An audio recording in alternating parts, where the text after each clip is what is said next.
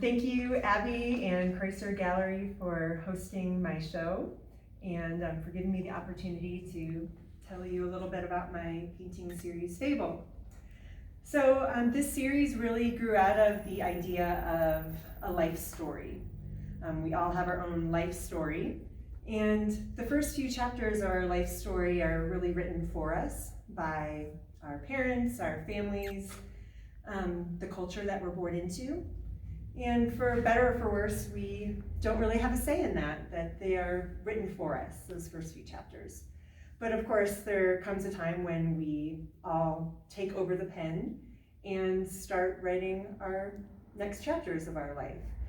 And the continuation of our life story is undoubtedly informed by the first chapters and first authors, but we take over the writing.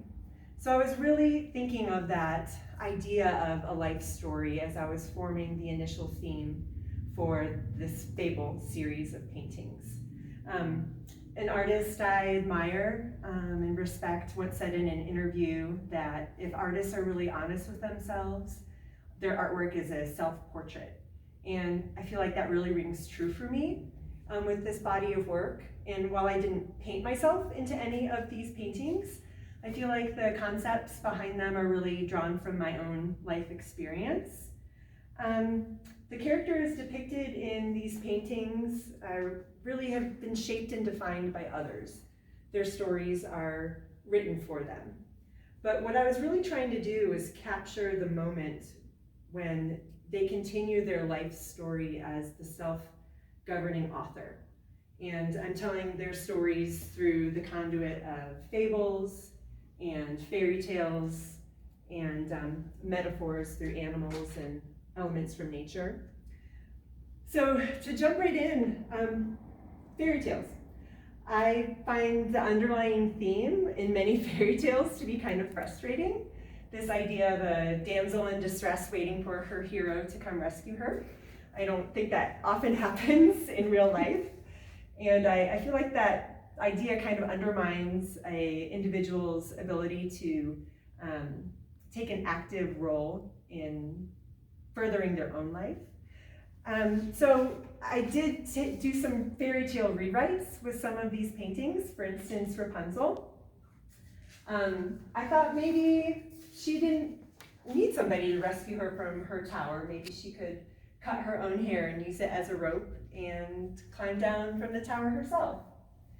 And in this painting, Aurora and the Beavers, which is a rewrite of Sleeping Beauty, I was trying to paint her as a more active participant in her own story. She's defying her own sleepy destiny and employing some help from some furry friends to help destroy her spinning wheels. Just go with me on this one. It doesn't all have to make sense. But not every painting in this series is a rewrite. Some of them are really directly borrowed from some wonderful stories. For instance, these two here are direct interpretations of stories from Aesop's fables. This one is the wolf and the crane, and this one is the ant and the dove. And I thought they were wonderful stories as they were, but I just wanted to provide a visual narrative for them. Also with the Little Red painting over here, I really borrowed the Little Red Riding Hood character and employed it and used my daughter as the model. And for this one, it really illustrates the hopes I have for her. I hope that she grows to slay her wolves, that she uses the challenges that come her way, and they can become kind of her mark of victory when she overcome some of those struggles and challenges. In other paintings, objects and animals and elements from nature become metaphors for the human experience. And I really want to highlight the beauty in the struggle. So for these paintings back here, this little diamond painting, I love the idea of how a diamond is created. It is a simple, ugly piece of carbon that over the course of a lifetime and immense pressure becomes a beautiful diamond. Its beauty is revealed through the natural process of pressure and time. And pressure and time is something we all have to wrestle with in our lives. Or in the surrogate painting over here, this one was really about precious burdens. The precious burdens we carry for each other and all the accompanying emotions that go along with it, both for the one carrying the burden and the one giving the burden. The kintsugi diptychs over here, I've always been really fascinated with the concept of kintsugi, which is our broken parts being more beautiful once they have healed than if they had never been broken in the first place, which isn't a really encouraging concept.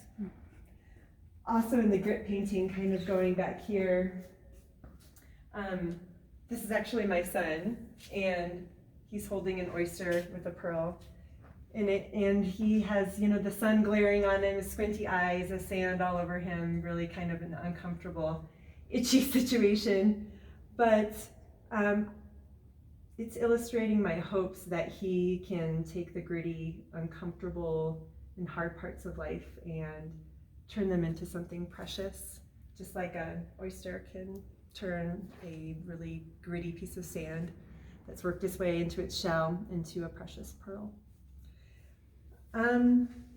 Over here, this is one of the last paintings I created for this series. It's called Lotus Hamsa Lotus, and I'm just completely fascinated with how a lotus grows. It starts out at the bottom of a riverbed or pond in complete darkness in the mud, and it has to push through the mud and darkness and murky water, literally stretching towards the light until it breaks through the surface of the water, and only then can it blossom into the beautiful flower we know as a lotus. And it's such a hopeful painting for me. I think that, only when it finally breaks through the surface, or it really had to journey through the murky unknown to break through the surface and fully evolve into what it's supposed to be. So that all being said, me giving you kind of my direct inspiration for a lot of these paintings, there are many that I just don't have the words for. Some of the inspiration came to me in just an intriguing image that I was fascinated with, a song. A lot of these are inspired by songs, a dream, or even a color. And a lot of these, you see these pops of red, and red's just such a powerful color for me. But Georgia O'Keeffe said that she found a way that she could say things with color and shape that she had no words for. And I really feel that way about a lot of these paintings, that I just don't have words for them, and they kind of stand alone as is. So the subject matter and kind of method of visual storytelling really vary in all these paintings, but I think the common thread that ties it all together is the idea of hardship eventually providing the opportunity for growth, for liberation, or self-realization for the subject. So thank you for listening and taking a look at my work.